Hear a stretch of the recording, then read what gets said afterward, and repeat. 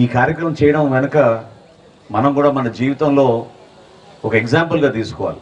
ఎందుకంటే పార్టీ నిర్మాణం కూడా ఎంత కష్టపడి ఇటుక విటుక వేసుకుంటూ 10 మందిని కలుపుకుంటూ గ్రామ స్థాయి నుంచి మండల స్థాయి నుంచి నియోజకవర్గ స్థాయి వరకు ఈరోజు రాష్ట్ర వ్యాప్తంగా జనసేన పార్టీకి ఒక గౌరవం, పవన్ కళ్యాణ్ గారి నాయకత్వంలో మన ప్రజల్లోకి వెళ్ళగలుగుతున్నామంటే ఎంతోమంది కష్టపడి జెండా మోసి పార్టీ కోసం ఏ మాత్రం కూడా స్వార్థం లేకుండా పనిచేసిన మన జన సైనికులు, మన వీర మహిళలు, మన నాయకత్వం వీళ్ళందరూ కూడా ఒక కష్టమైన ప్రయాణం చేశాం.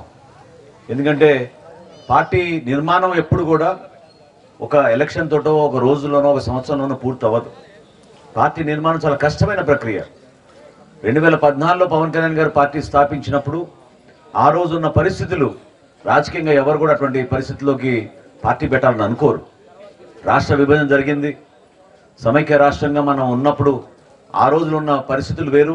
రాష్ట్ర విభజన జరిగిన తర్వాత తెలంగాణ నుంచి విడిపోయి కనీసం ఒక రాజధాని లేని రాష్ట్రంగా మనం కష్టపడి ముందుకెళ్తుంటే తెలుగు ప్రజల గురించి ఆలోచించి ఎందుకు మన ప్రాంత ప్రజల గురించి ఎవరు ఆలోచించడం లేదనే ఆవేదనతోటి పవన్ కళ్యాణ్ గారు ఆ రోజున జనసేన పార్టీ స్థాపించారు. ప్రతి సందర్భంలో కూడా ఎన్నికలు వచ్చినప్పుడు ధైర్యంగా నిలబడింది మన జన సైనికులు, మన వీర మహిళలు. ఎందుకంటే ప్రజాస్వామ్యబద్ధంగా జరగాల్సిన ఎన్నికల్లో కూడా స్థానిక సంస్థల్లో ఎవరు కూడా ముందుకు రాని పరిస్థితుల్లో ఆ రోజున జెడ్పీటీసీలు గాను, ఎంపీటీసీలు గాను, సర్పంచులు గాను మహిళలు ప్రత్యేకంగా పవన్ కళ్యాణ్ గారి పిలుపు మేరకు చాలా అద్భుతంగా ముందుకు వచ్చి నిలబడ్డారు. అప్పుడు జెడ్పీటీసీగా మన అనురాధ గారు కూడా నిలబడ్డారు మన పార్టీ తరఫున. ఏ కార్యక్రమం చేసినా కూడా ఒక అంకిత భావంతో. కొద్దిసేపు మీరు మాట్లాడకుండా ఉంటే నేను ఉపన్యాసం చెప్పగలుగుతాను, అది మీరు బిజీగా ఉన్నారంటే కాదు కదా, డిస్టర్బ్ అవుతూ ఉంటుంది కదా, అందుకని రిక్వెస్ట్ చేస్తాను. సో మీరందరూ కూడా ఆలోచించాల్సింది ఏంటంటే ఒక ఎలక్షన్ వలన మార్పు రాదని మీరు అనుకుంటే చాలా పొరపాటు.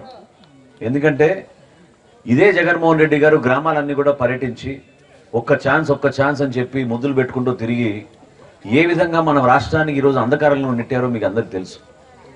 వాస్తవంగా ఆంధ్రప్రదేశ్లో ఈ రోజున సుమారుగా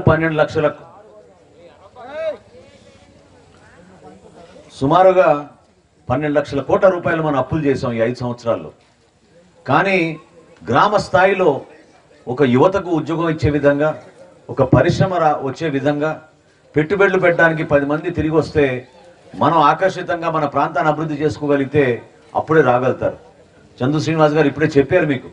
ఇతర దేశాల్లో ప్రధానంగా వాళ్ళు చూసేది ఏంటంటే ఒక పట్టణానికి వెళ్ళి మనం నివసించాలి, ఒక గ్రామానికి వెళ్ళి మనం ఉండాలంటే రోడ్ల సౌకర్యం ఉందా, మంచినీటి సరఫరా ఉందా, అక్కడ మనకి కావాల్సిన సరుకులన్నీ దొరుకుతాయా, ఇటువంటివి ఆలోచిస్తారు. అసలు మన దగ్గర మన గ్రామీణ ప్రాంతాల్లో ఇప్పుడు ఇందాక కాకర్లమడికి వచ్చే రహదారి ఏ విధంగా మారిపోయిందో మీరే చూశారు. ఈ రోజున తెనాలికి వెళ్ళాలంటే మనం చక్రాయపాలెం మీదుగా బురిపాలెంకి ఎన్ని గుంటలు మనం చూస్తున్నామో, ఎన్ని ఇబ్బందికరమైన ప్రయాణం చేస్తున్నామో మీకు తెలుసు. ఎక్కడైనా పాపం 2 వీలర్ పైన బైకుల మీద మన యువత హడావడిగా కొంచెం స్పీడ్కి వెళ్ళినా కూడా ప్రమాదం జరిగే పరిస్థితి. పెదరావూరు నుంచి నందివేలు వరకు 4 లేన్ల రహదారి ఆ రోజు నేను ప్రారంభించినప్పుడు ఎక్కడ చూసినా కూడా చిన్న వయసులో ఉన్న యువకులు పాపం బైక్ యాక్సిడెంట్లో చనిపోతూ ఉండేవాళ్ళు. అది ఈ రోజుకి కూడా చాలా ప్రాంతాల్లో కొనసాగుతూ ఉంది. ఒకసారి మీరు ఆలోచించండి. బటన్ నొక్కానంటే ఎంతమందికి బటన్ నొక్కగలిగాడు చెప్పండి, ఎంతమంది జీవితాల్లో మార్పు వచ్చింది చెప్పండి. మీరు ఆలోచించండి. సంక్షేమం ఒక ప్రభుత్వం యొక్క బాధ్యత. పేదరికంలో ఉన్న ప్రతి ఒక్కరిని ఆదుకోవాల్సిన రాజ్యాంగం ఇచ్చిన మన హక్కు అది. ఎవరున్నా సరే ప్రభుత్వంలో సంక్షేమం కోసం డబ్బులు వెచ్చించాలి. పేదలకి, మహిళలకి, వితంతులకి, వృద్ధులకి వాళ్ళ జీవితాలు బాగుండేటట్టు ప్రభుత్వం డబ్బులు ఖర్చు పెట్టి పెన్షన్లు ఇవ్వాల్సిందే. అదేవిధంగా పిల్లలు చదువుకుంటున్నప్పుడు వాళ్ళకి ఉచితంగా వాళ్ళకి విద్యా అవకాశాలు ఇవ్వాల్సిందే. కొంతమందికి స్కాలర్షిప్లు ఇవ్వాలి, వాళ్ళకు ఉన్నత చదువులు వెళ్ళడానికి వాళ్ళకి సహాయం అందించాలి. అదేవిధంగా సంక్షేమం చేసినప్పుడు అభివృద్ధి కార్యక్రమాలు కూడా 100% చేయాలి. ప్రతి ఒక్కరికి కుళాయి ద్వారా మంచినీటి సౌకర్యం అందించాలి.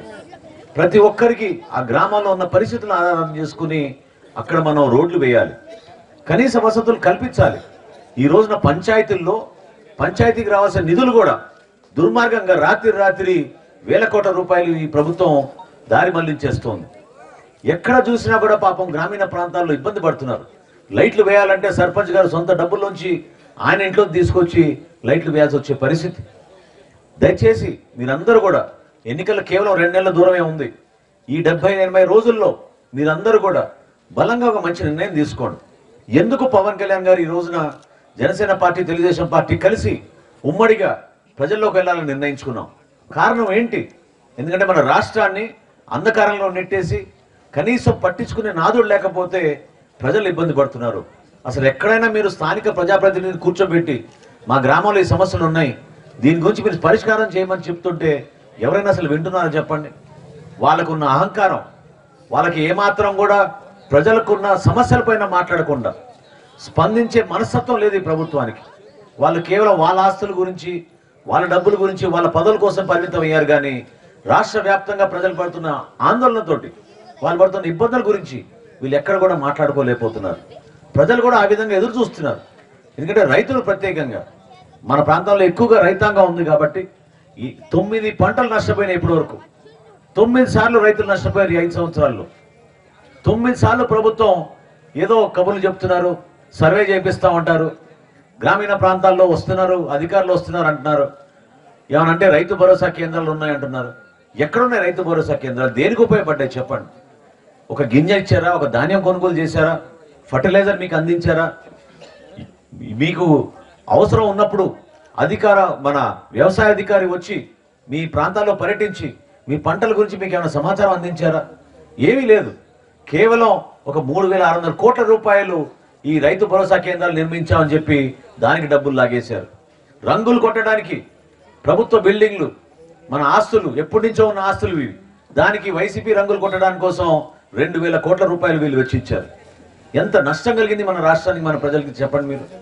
అనవసరంగా డబ్బులు వృధా చేసి ఈ రోజున మళ్ళీ వీళ్ళు తిరిగి వస్తున్నారు ఓట్ల కోసం. దయచేసి మీరు గమనించాల్సిన పవన్ కళ్యాణ్ గారు తీసుకున్న నిర్ణయం, ఆ రోజు ఇప్పటంలో జరిగిన సభలో మీరు చాలా మంది వచ్చి పాల్గొని ఉంటారు. ఆ రోజున ఇప్పటంలోనే 2 సంవత్సరాల క్రితం ఆయన సుమారు ఎన్నికలకి ఇంకా 2.5 సంవత్సరాల దూరం ఉన్నప్పుడు కూడా ఆయన ఒక మంచి నిర్ణయం తీసుకుని ప్రతిపక్ష ఓటు చీలనివ్వకూడదు, ఎట్టి పరిస్థితుల్లో కూడా వైఎస్ఆర్సీపీ విముక్త ఆంధ్రప్రదేశ్ రావాలి అని ఆయన తపనతోటి ఆ రోజు నిర్ణయం తీసుకున్నారు. ఈ రోజున జనసేన పార్టీ, తెలుగుదేశం పార్టీ ఉమ్మడిగా ప్రజల్లోకి రాబోతున్నాం. ఎన్నికల్లో ఖచ్చితంగా మాకున్న సమాచారం ఎట్టి పరిస్థితుల్లో కూడా విజయం సాధించుతున్నాం. ప్రభుత్వం మనది. ఈ ప్రభుత్వంలో మీరందరూ కూడా భాగస్వాములు అవ్వాలి. ఎందుకంటే మన కోసం ఇది. పవన్ కళ్యాణ్ గారు నిలబడేది ఆయనకు ఒక పదవి కోసమో లేకపోతే ఆయనకి ఆస్తులు పెంచుకోవడానికి కోసం కాదు. నిజాయితీగా మన సామాన్యులను ఆదుకోవాలి, మన ప్రజలను ఆదుకోవాలి, మన గ్రామీణ ప్రాంతాలు ఇంకా మెరుగుపరచాలి, యువతకు చక్కటి అవకాశం కల్పించాలని ఆయన పదే ఆలోచించుకుని చేసిన కార్యక్రమం. దాన్ని దయచేసి మీరందరూ కూడా అర్థం చేసుకోండి.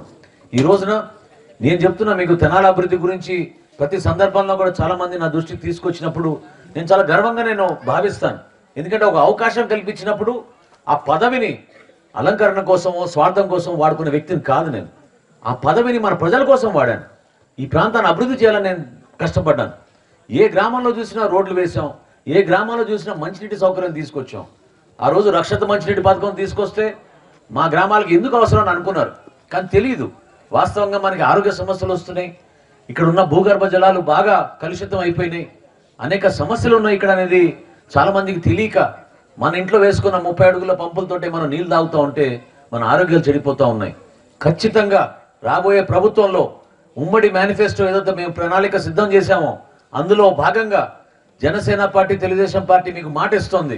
ఇంటింటికి కొలాయి నీళ్లు అందించేటట్టు ఒక నిర్ణయం తీసుకుని దానిపైన డబ్బులు వెచ్చించి తీసుకురాబోతున్నాం మీ అందరికీ కూడా. అదేవిధంగా అన్నదాత అనే కార్యక్రమం తెలుగుదేశం పార్టీ నుంచి సూపర్ 6 అనే పథకంలో వాళ్ళు తీసుకొచ్చినప్పుడు చంద్రబాబు నాయుడు గారు రైతులకు 20,000 రూపాయలు రైతు భరోసా కింద ఇస్తామని చెప్తే పవన్ కళ్యాణ్ గారు మాట్లాడి కాదు, రైతులే కాదు, కౌలు రైతులు కూడా మనం ఇది వర్తించేటట్టు చేయాలని ఒక నిర్ణయం తీసుకుని దాన్ని ముందు తీసుకొచ్చారు. ఎందుకంటే ఈ రోజున పాపం చాలా దయనీయమైన పరిస్థితుల్లో మన రాష్ట్రంలో నివసించేది, కష్టపడి బతికేది మన కౌలు రైతులు. మీరెవరు నమ్మరు చెప్తే విషయాలు. జగన్మోహన్ రెడ్డి గారు ముఖ్యమంత్రి అయిన తర్వాత ఈ 5 సంవత్సరాలు మన రాష్ట్రంలో 3,000 మంది కౌలు రైతులు ఆత్మహత్య చేసుకున్నారు. 3,000 మంది. మన జిల్లాలో కూడా తెనాలి నియోజకవర్గంలో కూడా 6 పాపం ఆత్మహత్య చేసుకున్నారు. వీళ్ళందరికీ సత్తెనపల్లిలో ఒక మీటింగ్ పెట్టి మన గుంటూరు జిల్లాలో 213 మంది కుటుంబాలకి అంటే 2,13,00,000 రూపాయలు జనసేన పార్టీ పవన్ కళ్యాణ్ గారు ప్రతి కుటుంబానికి 6.5 లక్షల రూపాయల చొప్పున మేము అందించాం. రాష్ట్ర వ్యాప్తంగా ఏ ఒక్క రాజకీయ నాయకుడు చేయని కార్యక్రమం ఈ రోజున కౌలు రైతుల కోసం పవన్ కళ్యాణ్ గారు చేశారు. భారతదేశంలో ఎవరున్నారో చెప్పండి, సొంత డబ్బు 5 కోట్ల రూపాయలు ఆయన విరాళం ఇచ్చి రాష్ట్ర వ్యాప్తంగా అనేక మంది సహాయం చేస్తే మన పెద్దలు శ్రీనివాసరావు గారు కూడా ఆ రోజు వచ్చి అమెరికా నుంచి ఆయన కూడా 10 లక్షల రూపాయలు కౌలు రైతుల కోసం ఆర్థిక సహాయం చేశారు ఆయన. అటువంటి వ్యక్తులు ఉన్నారు మన సమాజంలో. మీరందరూ కూడా గర్వపడాల్సింది ఏంటంటే నిజాయితీగా విలువలతో రాజకీయాలు చేస్తే సమాజం మనని గౌరవిస్తుంది, గుర్తిస్తుంది. అంతేగాని అబద్ధాలు చెప్పి దొంగ మాటలు చెప్పి ఎలక్షన్ల ముందు ఒక మాట ప్రభుత్వంలో వచ్చిన ఒక మాట చెప్తే మన ప్రాంతానికి మనం నష్టం కలిగించుకుంటున్నాం. ఏ ఒక్క యువకుడికైనా ఇంతమంది యువకులు ఉన్నారు, ఎవరైనా చెప్పండి మీకు ఏమైనా ఉద్యోగ అవకాశాలు వచ్చినాయా? ఏమైపోయింది మీ జాబ్ క్యాలెండర్? ఏమైపోయింది మెగా డిఎస్సి? సిగ్గు లేకుండా ఇప్పుడు మంత్రి ప్రకటన చేస్తున్నాడు, వచ్చే వారం మెగా డిఎస్సి ప్రకటిస్తారంట. నువ్వు ఉండే పుణ్యకాలమే ఇంకో 4 రోజులు. ఈ 4 రోజులు నువ్వు ఏం చేయగలుగుతావు? నువ్వు ఉద్యోగం ఎక్కడి నుంచి తీసుకొస్తావు చెప్పండి? ఇంత మూర్ఖంగా వీళ్ళు ఆలోచించి ఎవరి గురించి కూడా పట్టించుకోలేదు. ప్రతి వర్గానికి దెబ్బ కొట్టారు. ఈ రోజున ప్రభుత్వంలో పనిచేసే అధికారులు, అదేవిధంగా ప్రజలు, రైతులు, మహిళలు, విద్యార్థులు అందరూ కూడా ఈ సమస్యలు ఎదుర్కొని చెప్పుకోలేని పరిస్థితుల్లో బతుకుతూ ఉన్నారు. నిలబడండి. దయచేసి మీ ఓటు విలువ గురించి మీరు ఒకసారి అర్థం చేసుకోండి. ఇంకోసారి పొరపాటు చేయబాకండి. ఎందుకంటే రేపటి రోజున ఈ మార్పు అనేది మన రాష్ట్రం కోసం, వ్యక్తుల కోసం కాదు, పదవుల కోసం కాదు. ఖచ్చితంగా జనసేన పార్టీ, తెలుగుదేశం పార్టీ ప్రభుత్వం రాగానే మనం చేపట్టే కార్యక్రమాలు 100% నిజాయితీగా వీళ్ళు చేసిన తప్పుని కడిగి ఒక అద్భుతమైన ప్రణాళికతోటి ఒక మంచి ప్రభుత్వం స్థాపించబోతున్నాం. ఈ ప్రాంతాన్ని మనం సస్యశ్యామలంగా చేద్దాం. మరొకసారి రైతుకి అండగా నిలబడేటట్టు భరోసా చేద్దాం. అంతేగాని రైతన్నే రాజ్యం, రైతే రాజ్యం అని చెప్పుకుంటూ వచ్చి ఇప్పటి వరకు ఒక్క ప్రాజెక్ట్ కూడా చేయలేదు. పోలవరం దుర్మార్గంగా వీళ్ళు పూర్తిగా ఆ ప్రాజెక్ట్ని చంపేశారు. పోలవరం గురించి మాట్లాడే నాదుడే లేదు ఈ రోజున. ఎన్నిసార్లు ఇదే ముఖ్యమంత్రి శాసనసభలో పోలవరం గురించి చెప్పాడు చెప్పండి? వచ్చే ఖరీఫ్ కల్లా పోలవరం నేను ప్రారంభిస్తున్నాం అని చెప్పి 2020లో ఆయన మాట ఇచ్చాడు. ఇది 2024. ఏమైపోయింది? ఈ రోజున ఒక మంచి ప్రణాళిక మీ ముందు తీసుకొచ్చి ప్రతి చేతికి పని, ప్రతి పంటకు నీరు అనేది జనసేన నినాదం. ఈ నినాదంతో ప్రతి గ్రామాల్లో కూడా అన్నిటికన్నా ముందు మనం చేయాల్సింది మన కాలువలు బాగు చేసుకోవాలి. ఎన్ని సంవత్సరాలు అయిపోయింది చెప్పండి మన పంట కాలువలు బాగు చేసి? ఎంత కష్టపడుతున్నారు రైతులు. సిగ్గు లేకుండా రైతులు సొంత డబ్బుతో పాపం డబ్బులు ఇచ్చి పనులు చేయించుకుంటుంటే ప్రభుత్వం నుంచి మాత్రం స్పందన లేదు. మొన్న కురిసిన వర్షాల వలన గ్రామీణ ప్రాంతాల్లో రైతులు ఎక్కువగా నష్టపోయింది. ఎందుకంటే మన కాలువలు సరిగ్గా లేవు కాబట్టి. పడిన వర్షం అలాగే 5 రోజులు, వారం రోజులు ఉండిపోతే పొలాల్లో పంట నష్టం ఎక్కువగా చాలా భారం రైతులపైనే పడింది తప్ప ప్రభుత్వానికి మాత్రం ఏమీ కాలేదు. నిలబడండి దయచేసి. నేను ఈరోజు ఈ గ్రామీణ ప్రాంతాల్లో తిరగలిగా అంటే నేను నాకు అదృష్టవంతుడు భావించుకుంటున్నాను. ఇక్కడే మా తండ్రి గారు నాదెళ్ల భాస్కరరావు గారు 1983లో శాసనసభ్యుడిగా ఎన్నికైన తర్వాత రాష్ట్రానికి ఆయన ఆర్థిక మంత్రిగా చాలా అద్భుతమైన కార్యక్రమాలు ఆ రోజు తీసుకొచ్చారు. దాని తర్వాత ముఖ్యమంత్రిగా కూడా మన ప్రాంతానికి ఆ రోజున షుగర్ ఫ్యాక్టరీ తీసుకొచ్చి జంపన్లో ఆయన చేసిన కార్యక్రమాలు చాలా రైతుకు ఉపయోగపడే విధంగా ఆయన నిలబడ్డారు. పెద్దలందరూ కూడా ఇక్కడ ఉన్నారు. రైతులు ప్రత్యేకంగా మీరు ఆలోచించాల్సింది, ఏ విధంగా మిమ్మల్ని ఇబ్బంది పెడుతుంది ఈ ప్రభుత్వం. పట్టాదారు పాస్బుక్లు కూడా ఈ ప్రభుత్వం చేసింది ఏంటంటే జగన్మోహన్ రెడ్డి గారి ఫోటోలు పెట్టుకున్నారు తప్ప మీకు ఎవరికి కూడా న్యాయం చేయలేదు. గ్రామీణ ప్రాంతాల్లో ఈ రోజున అనేక సందర్భాల్లో